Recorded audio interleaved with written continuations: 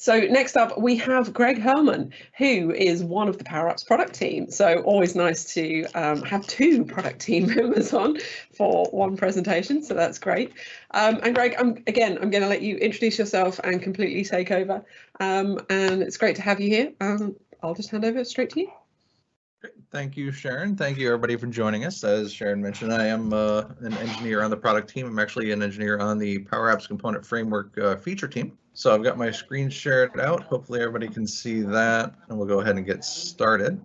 But we're going to be going through essentially the session we did at Build, where we're going to be walking through building our own custom components for Power Apps. That said, I want to make sure that we get a little bit of background, so I have a few slides for you. Sorry about that. There we go. All right, so one thing about Power Apps, keep in mind, we talk an awful lot about citizen developers. What do you want to call them? Citizen developers, app makers. But really our mission is to empower every developer to achieve more, which includes both those IT developers and pro developers. And as far as I can tell, the difference between an IT developer and a pro developer is whatever the title of your boss is, if it says development or if it says IT. Otherwise, I have no idea what the difference is. So moving on.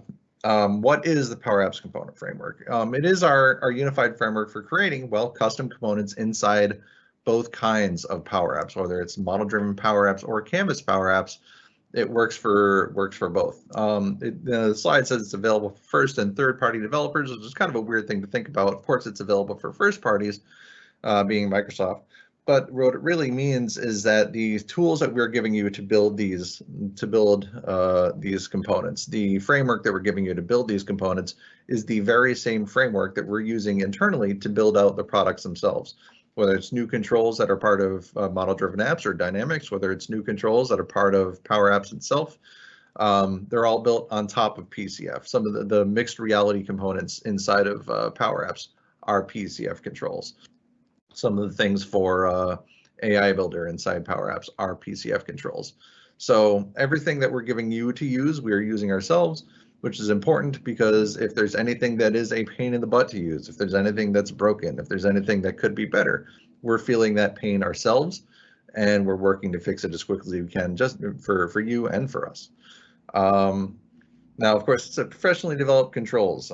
These are I want to try to get away from pro dev versus citizen dev. These are more traditionally developed controls. We're all professionals here, but these are using HTML, CSS, TypeScript, JavaScript, what you might traditionally think of as code to build these controls. And there is modern developer tooling. There's a command line interface. There's built-in debug tools. Everything inside your web browser you can use to debug your components and so on.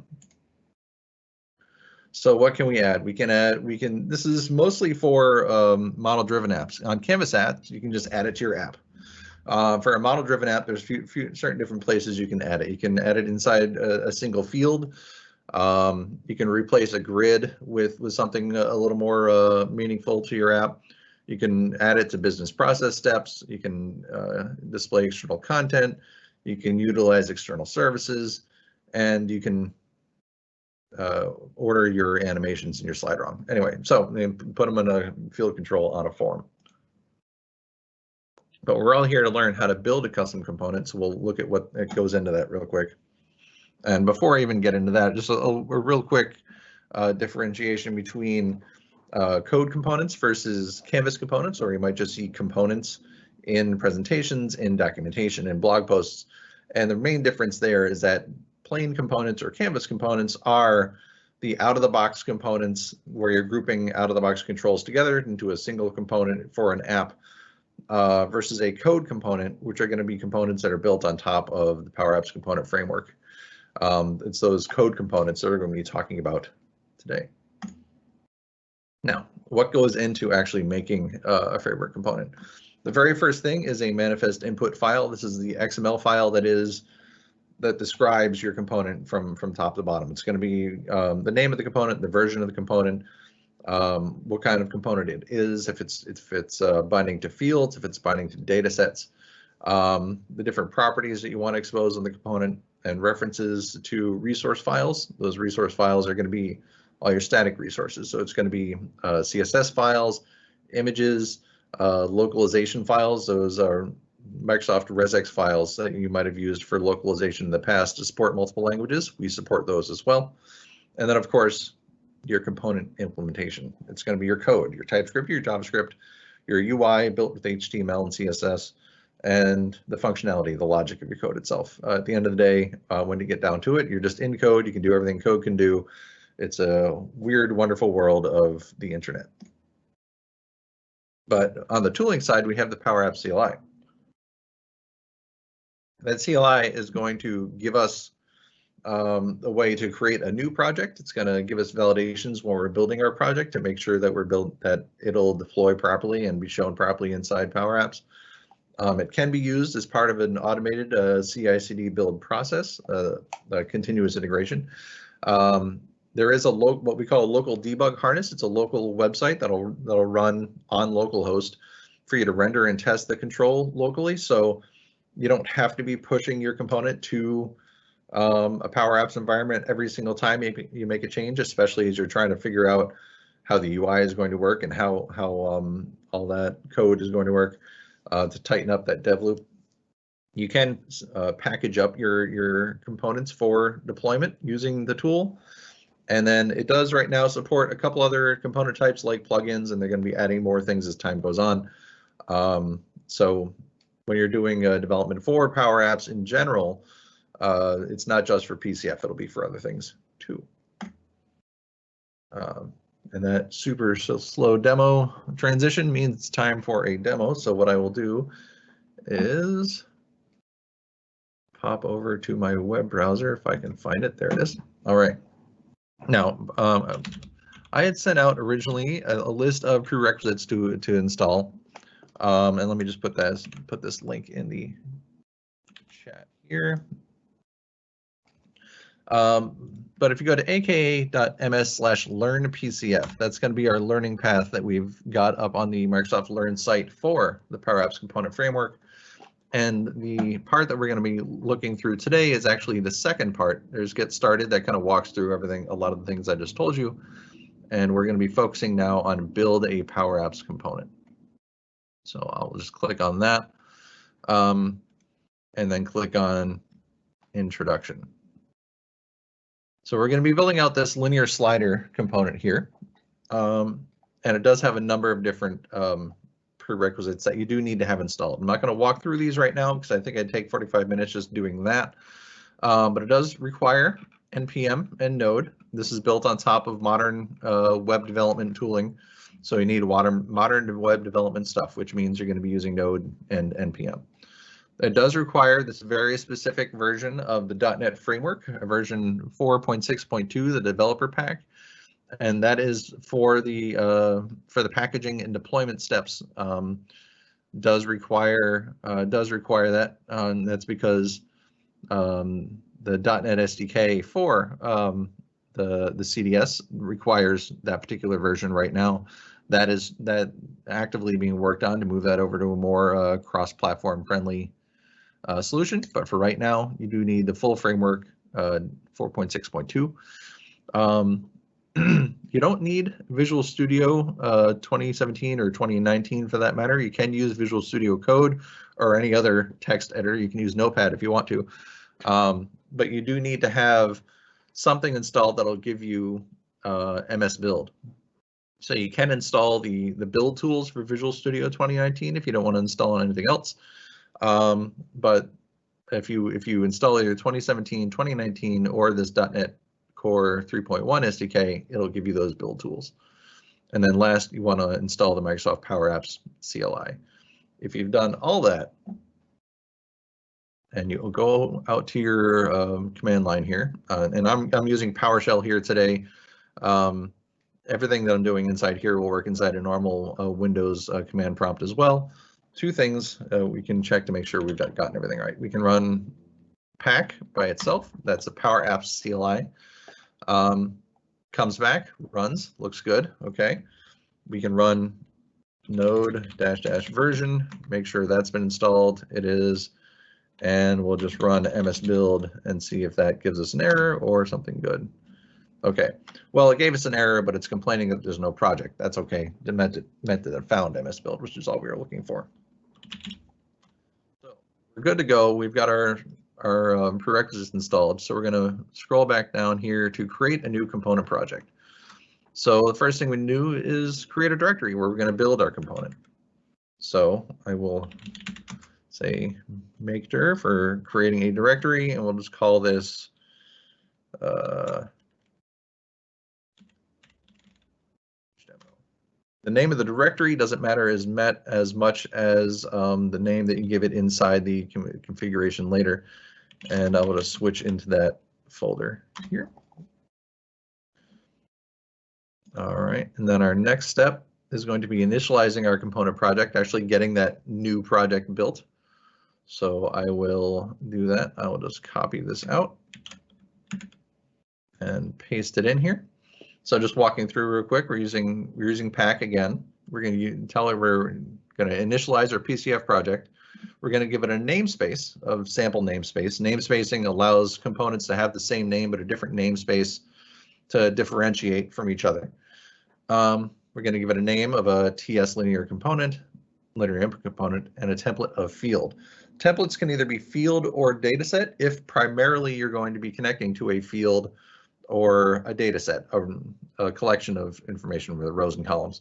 They're not mutually exclusive. You can mix them, but for today, we're just going to say field.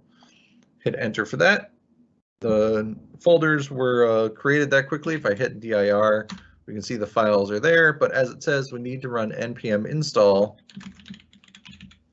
to actually pull down all the dependencies we have to actually build our application. So that'll run here real quick, not too long. If you've used npm install before, you know this is a good time to go get a cup of coffee, maybe check your email, check Twitter, whatever you need for a couple minutes. All right, so this will run in just a moment. And all right, good to go. I think where really it is on a CLI, it doesn't have that circle of patience. You don't have that thing spinning to watch and keep you hypnotized. Anyway, we're ready to go. So we're going to open this up inside Visual Studio Code.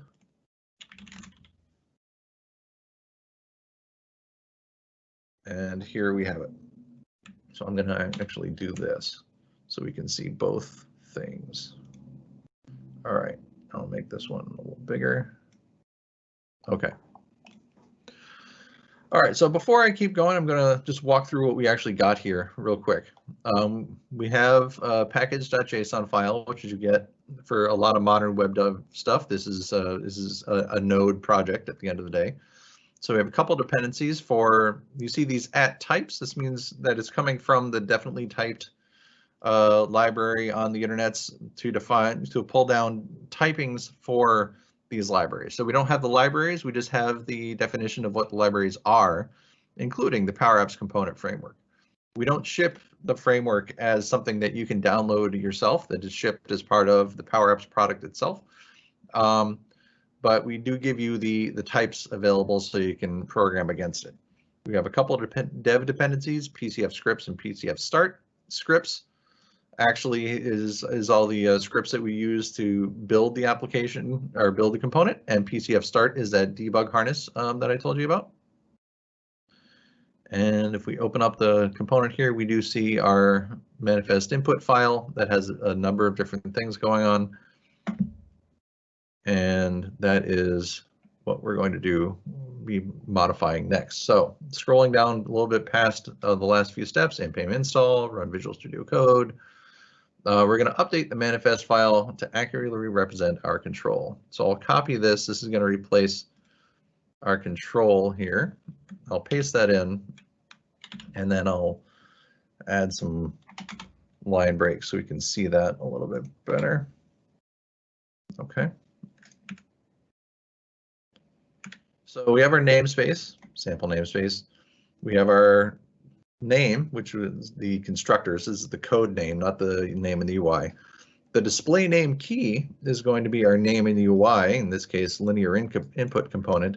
It's called display name key as opposed to display name because this is one of the places that you might be wanting to support more than one language. And if you are using one of those resx files, you would put in the key value for that resx file, not the actual string itself. But if you don't have a resx file, you can just put in the actual string.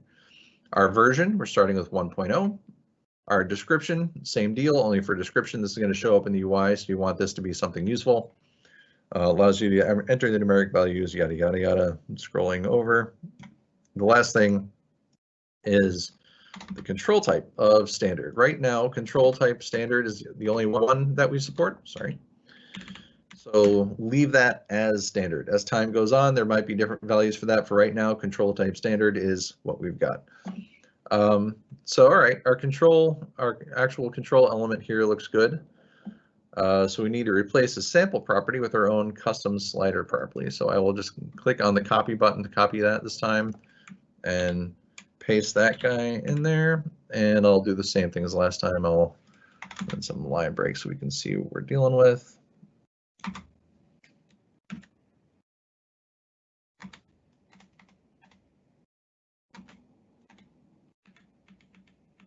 I think I broke the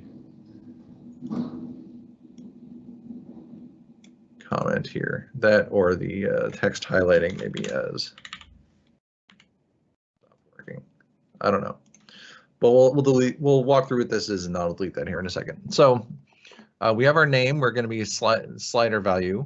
The display name, slider value. Right now we don't have a, oh, you know what? I got rid of that quote. That's what it was. All right. So the display name key is something that'll show up in the UI. So why don't we make this, call this slider value something for the UI, a description key for the slider value. I am not good at this, so I'll say the slider value, super helpful. And it says of type group of numbers. We'll get to that in a second. The usage is bound. They can be either bound, meaning input and output. It can be an input property or just an output property, depending on what you need. And yes, it is required. The requirement is more for model-driven apps and Canvas apps. Canvas apps, you fill in the properties you want. Model-driven won't let you save it unless you fill in required fields. All right, so we have a type group of numbers as opposed to just of type equal single line of text or something like that. And that is what we have down here. And the next thing that we're going to be copying in. So I'll just copy right over top of that. I'm really fouling up the formatting here, but that's okay. Anyway, so the type group is basically telling Power Apps that we don't care which one of these types that we bind to, it's going to be one of these. So in this case, we just want a number. So it's going to be a whole number, a currency, a floating point number, a decimal. Any of those are good. Again, this matters more for model-driven than not. In a model-driven app, when you're configuring it, if you're configuring to bind against a text field, you're not going to see PCF controls that are looking to bind against number fields and so on. For a Canvas app, the Canvas is less picky. It'll let you add it to the app and you'll figure it out later. So this matters less. So we define our type group, we name it numbers, we say our type group up here is numbers, and we keep rolling. But as I scroll down our lab here, we'll be on step 4. We're going to update the resources node to add a pointer to a CSS file. So let me clear this out.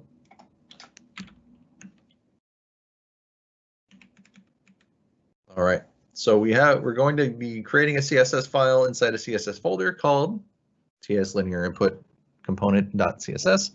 One thing that I want to talk about real quick is the order. The order, both of them being 1, is totally okay. That just tells the framework that you don't really care what order these are loaded in. Just make sure they're both loaded.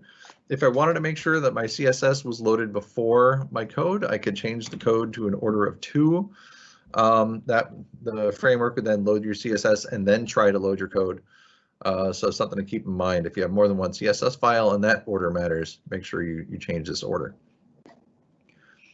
And then before I move on, the code input in this case index.ts, we don't have to provide a resource line for every single code file in our component. The things that we need to actually provide are kind of the root nodes of the dependency tree, basically. So index.ts is going to reference 3 different files. Those files reference 3 different files, and so on. But as long as index.ts is at the root of that kind of reference tree, then we'll capture them all. So you only have, in this case, we're only going to define the one file, index.ts, and that's okay. So moving down our lab here. So after you've made updates, save the changes. Now, obviously, right, I've done this demo a few times now, and I guarantee you at some point I will forget to save the changes. So Control S, save, the little dot turns into an X, we're good to go.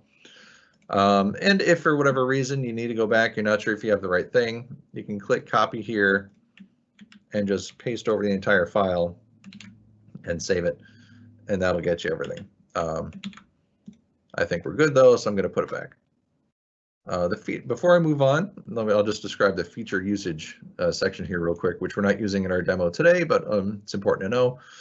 If you're using any of the kind of the features that might come with a device, so whether it's audio recording, the camera, capturing a video, getting location information, and so on, you need to define it inside this part of the manifest where it says uses feature. If you don't define it in here, when you go to call the function for, in this case, capturing audio, that function's just not going to be there and you'll probably crash. So make sure that you define it. If you're trying to use location or something like that, make sure you define it in here. So that is the manifest. The next thing it wants us to do is add styling to our component with CSS. So I will add a new folder under here called CSS, and I need to create a new file called tslinearinputcomponent.cs inside here, CSS. So we got a brand new file. I'm going to just copy and paste in, and I'm not going to spend the next 20 minutes walking through this CSS. The important thing that I will point out is that when you build a PCF component and you deploy it, it's sitting there on the app. It is actually namespaced in CSS for your namespace and your constructor name, or the name you gave it when you first initialized your component. So the class name is sample namespace dot ts linear input to make sure that your CSS styles that you put on only apply to your component and nothing else on the page. That's going to keep you from changing something about your component and then accidentally turning other controls whatever color. For example, make sure that you limit it in here. So we've got a bunch of CSS to make our slider look like a slider. I'm going to save that file and I will close that out. And we'll move down to the next step here to actually build our code component. So to do that, we will run npm. Here, I'll just clear this out. Say npm run build. That'll do our initial compilation step. Does its validations, does its compiling, does its bundling, everything looks good. Okay, so we haven't broken anything yet, that's great. But what we really did was generate this file, this manifesttypes.d.ts file.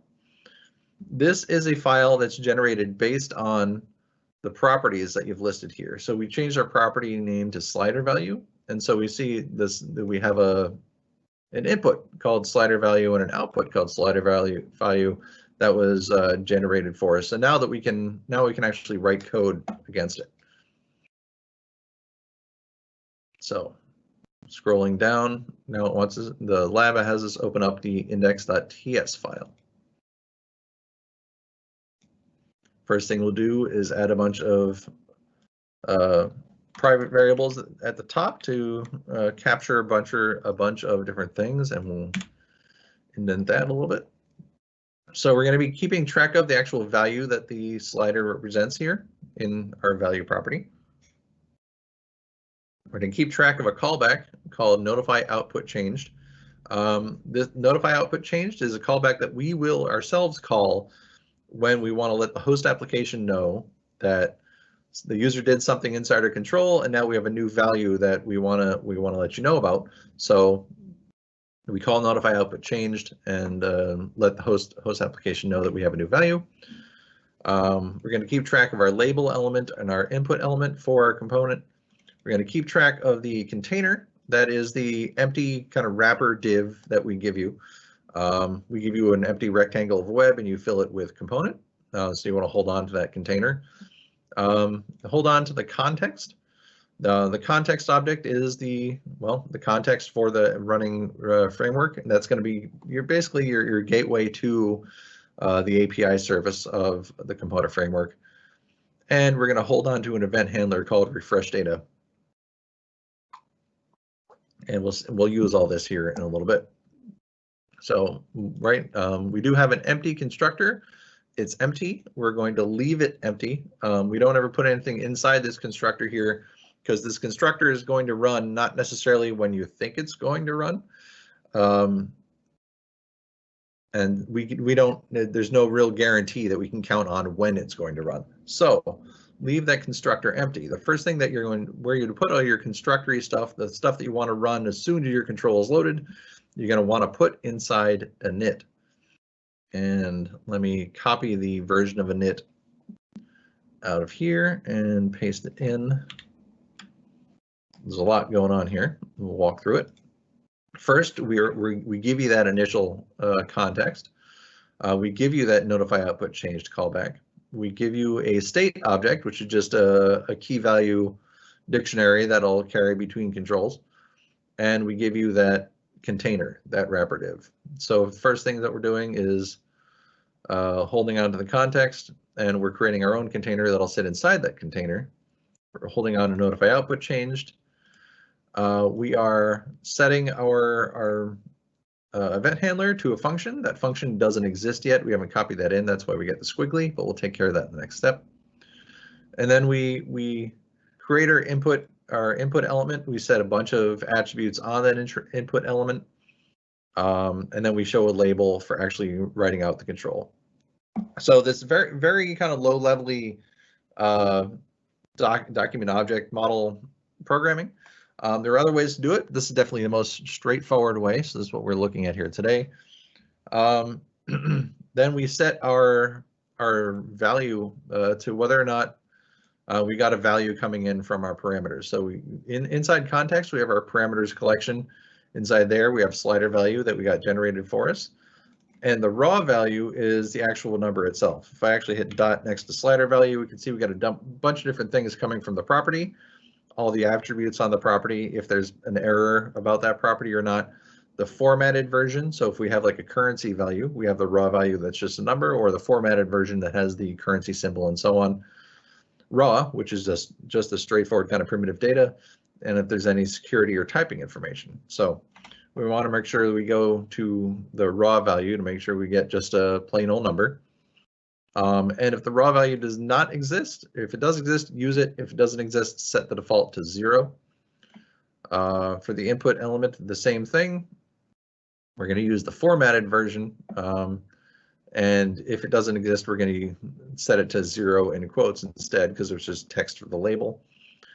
And then we just append everything together. We add the input element to the container, we add the label element to our container, and then we add our container to the overall container.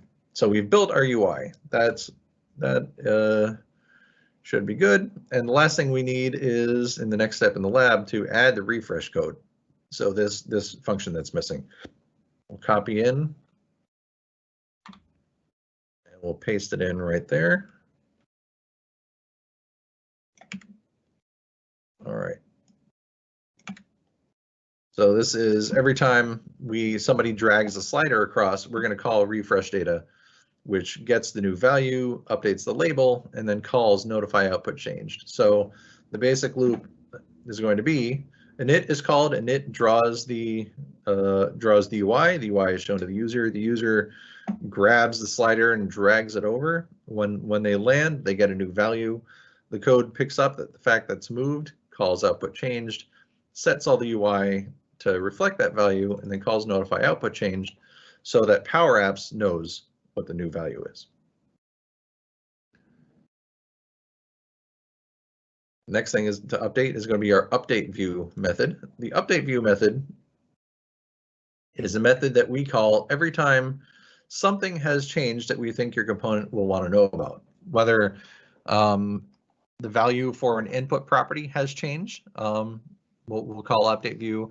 If somebody has made their web browser window much bigger or smaller, we'll call update view. If somebody's looking at an app and your component on a phone and they turn their phone sideways, we'll call update view. All sorts of things like that is us giving you the opportunity to make a change to how your component works for all these different reasons. So we're going to pass in the context that has all the updated information in there. And in this case, we're going to be resetting our value if that has changed from underneath us, and then updating our input element and our label element based on that new value. And a couple more steps here before we can actually run it. We have to replace get outputs with the following method. So I'll copy that out and paste it in. And get outputs is the function that runs when you have called notify output change. So up here, refresh data runs, you call notify output change, that calls a framework does some things, and then turns around and calls get outputs. So this is where we want to define all of the output values that we've defined in our properties. So back in our property here, we set our usage as bound, so that is input and output. So if we have any bound properties or output properties, we have to provide their values here. In this case, it's our slider value, we're setting it to that value property that we've been tracking this whole time. And last but not least, the destroy method. The destroy method is going to be the last thing that runs before your component is unloaded. And this is basically like a destructor. This is your last chance to clean up behind you any resources you might have. In this case, we're removing an event listener that we had for actually dragging that slider around. So you want to clean up any event listeners, any pending network calls, anything that we don't really need to hold in memory anymore because the component's going away. We want to clean up here. If you don't clean this up and somebody is using an app that has your component and they're inside that app all day as part of their job, you're going to be leaking memory, and eventually the web browser will slow down, the app will slow down, the app might eventually crash. So make sure you clean up the destroy method here. And in the lab, now on step 8, again, we can copy out the entire file and paste it in if we want to. I am going to have confidence that we did all of this right, but what I am going to do is click over here and Control-S, save our file, so we have all our changes. So the next step is to rebuild and actually run our component. So if I pop back over to the command line here and run npm run build one more time,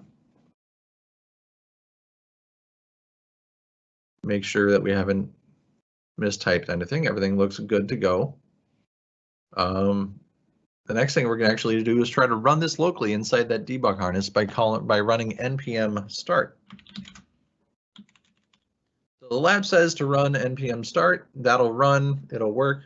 But I'll skip that and move right to the next step by calling npm start watch. Oops, what did I do? I just scroll down. Okay. Call npm start watch. That'll run that same debug harness. It'll compile again first, but it'll run that same debug harness in watch mode, and that will keep an eye on our code. And if we make a change in our code and save it, it'll automatically update over here. Now let me make Greg, I don't think I've ever said this, but this is so cool, this harness that you guys have done. Thank you for creating this. Yeah, it's actually super useful, especially for those first few days, weeks, when you're building out your UI, you're dealing with all that, you're not even ready to integrate. I would have never been able to build any of the stuff I did without this, so thank you. Absolutely. So, okay, we don't have a value yet. We've kind of defaulted to the middle, but we're empty. So if I drag it around, we see, okay, we get the value popping in, and you can see the data output is updating down there at the bottom. I'm pointing at a screen. You probably, well, maybe you can see that. and it's working. One thing to keep in mind is that as I'm dragging across, the slider value is not updating for every single number. It's only updating every now and then or when we land, and that is for performance reasons. We don't want to be firing 8 million events as you're dragging a number across when really the only number that matters is the number you landed on, in this case 896, and we call that. So that's running well. So just to prove that, you know, watch mode is doing its thing, we'll make a change inside the CSS file. I'm going to go completely off script, so if I break everything, it's my fault. So inside the input itself, let's see, let's just change the label.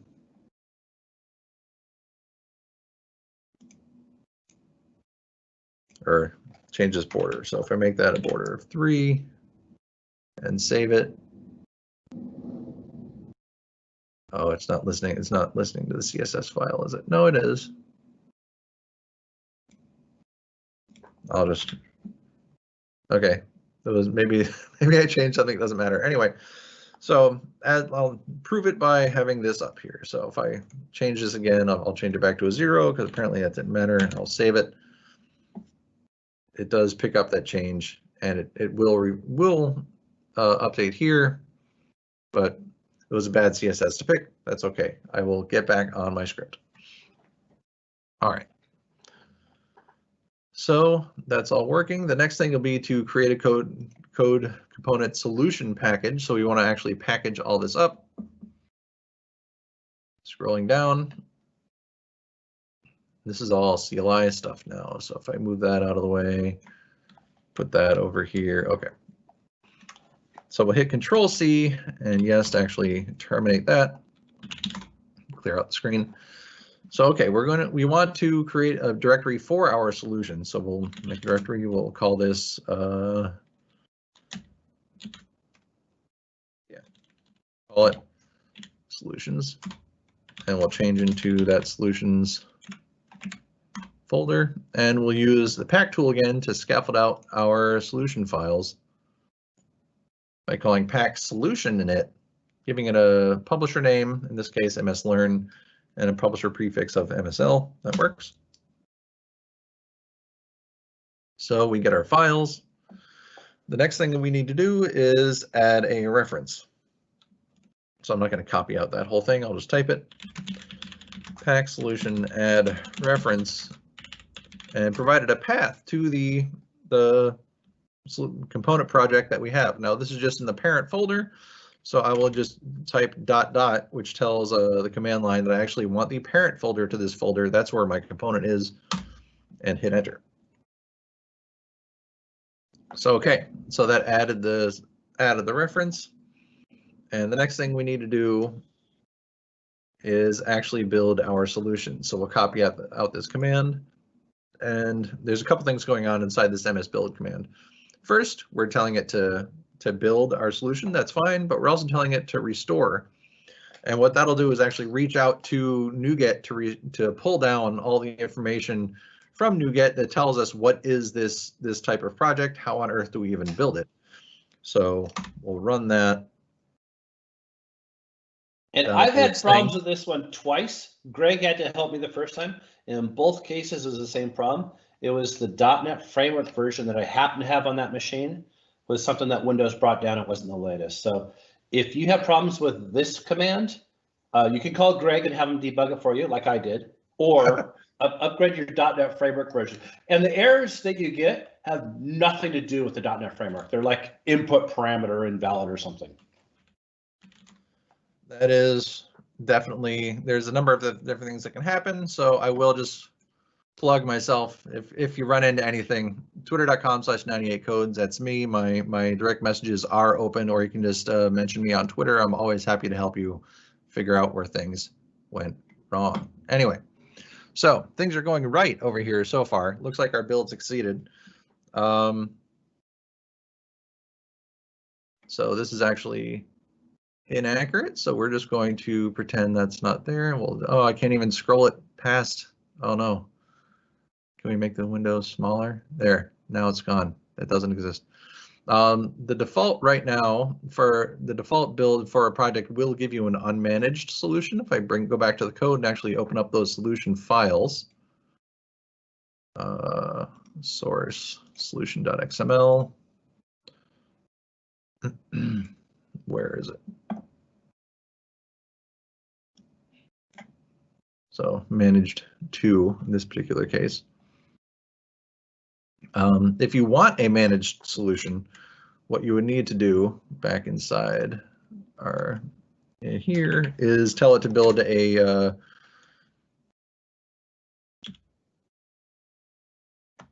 release version. So by default, you get a debug version. If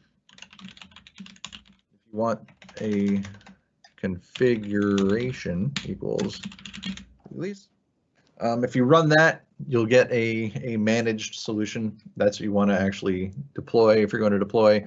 The difference being that the component that is created is compressed and minified and all that good stuff, so that your package is smaller that you're actually deploying. But we're not going to do that right now. We actually have a solution that'll be good, and I think I'm coming up on time here. So going back to the lab, which it's over there. I've lost where it was. Okay, so we were in build a Power Apps component. We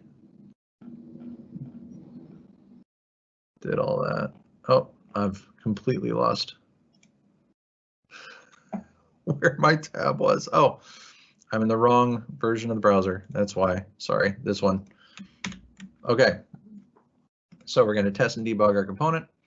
So we have it running inside the sandbox, and I'm going to hit Control-Shift-I to bring up our sources.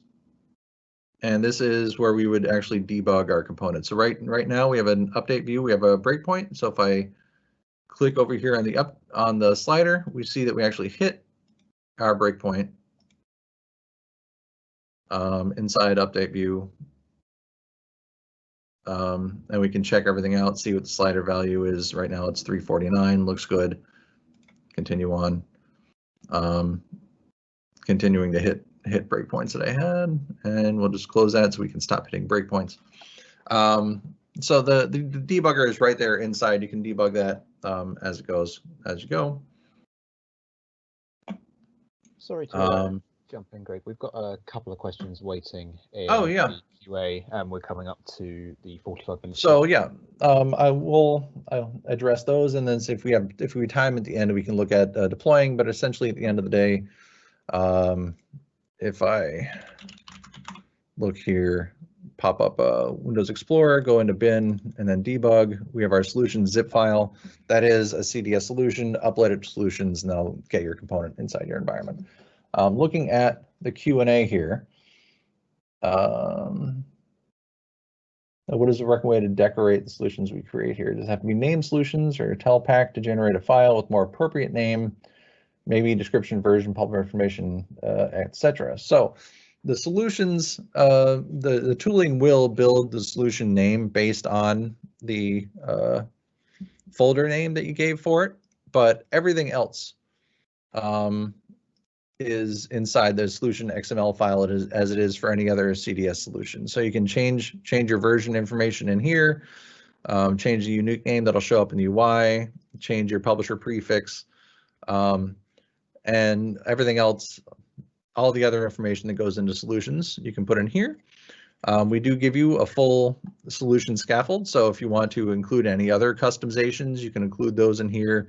If you want to deploy new entities and new forms on top of those entities, and then a PCF component that uses a different way to visualize a field on that entity, you can do that all inside a single solution if you wanted to. Let's see if there are any other questions here. All right, and so a few more references. I'll make sure I get these slides up to the folks running the user group, but pointers to documentation, to our community forum where we have a bunch of folks in the community and the product team. And then of course we've got our image here at the end. All right, other than that, that is it for me. Q&A we've done, that's me. All right, what's next? Thank you so much, Greg. That was absolutely brilliant session and completely in depth, exactly as it needs to be. So hopefully everybody followed along, and if not, then we've got the link there for the documentation to be able to kind of go through that process yourself. And there's a nice little kind of section on MS Learn all about the topic anyway, so loads of stuff there. But thank you so much for walking us through that. I think there are some little gotchas there that you kind of just don't pick up yourself when you're going through these things, so that was absolutely awesome. Thank you so much for that. Absolutely.